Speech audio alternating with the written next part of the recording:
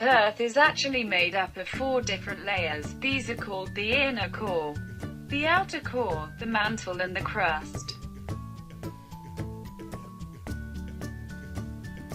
Volcanoes are formed when magma from the mantle breaks through the crust and hardens to form the volcano. The eruption, on the other hand, is caused when the pressure under the magma pushes it out.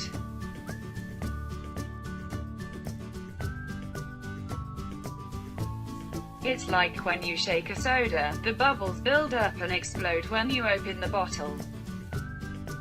Earthquakes, however, they are produced when 2 plates rub against each other.